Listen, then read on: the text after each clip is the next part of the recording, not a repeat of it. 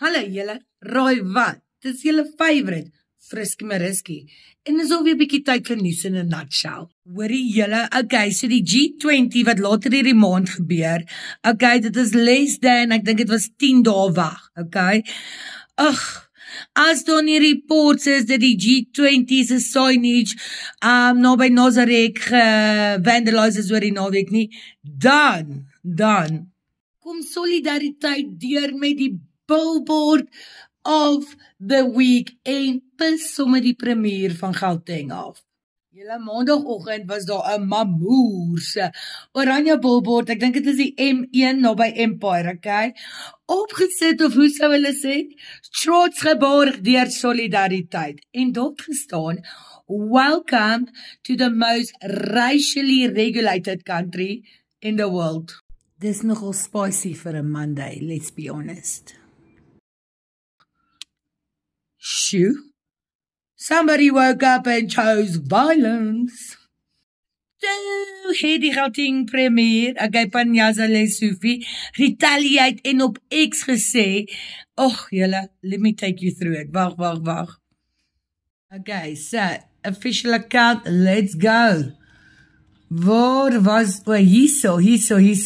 You can mobilize your constituency as you wish. That will not change your anti-transformation agenda. I am not a product of cowards. Racists are mindless, useless and selfish. Bring it on. So hiermee die before en dan check it out. Daar sê Panyaza gone. Panyaza se eerste post het gesê, racists are loud and clear. We need to defeat them. And you show them. Maar julle, soos wat julle weet, is dit nie die einde nie. Solidariteit het bevestig dat die billboard deur 'n advertising agency opgesit is en dat hulle die reg gehad het om daar te adverteer. Dit gaan net meer oor die boodskap en hulle meen dat die ANC hulle probeer stilmaak. Okay, en vir die van julle wat wonder, hoekom is my eyeshadow pers en elke liewe profielpiek wat jy op sosiale media sien pers, kom ek verduidelik.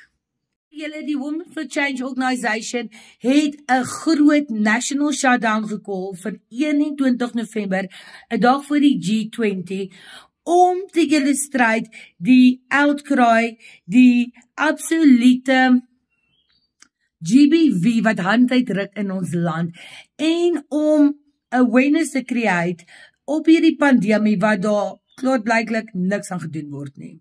Volgens hulle stats word daar elke 2,5 uur 'n vrou begrawe wat aan GBV oorlede is. Intussen het daar nog kak gespat en skus ek sê dit sommer so.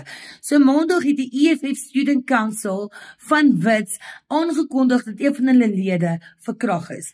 Dit het 'n groot, kom ons noem dit seker, picket veroorsaak by Wits waar daar duisende studente opgedaag het wat call for justice. Daar is ook 'n petisie wat rondgaan. Hulle vra dat op die 21ste dat dit soos 'n national shutdown is.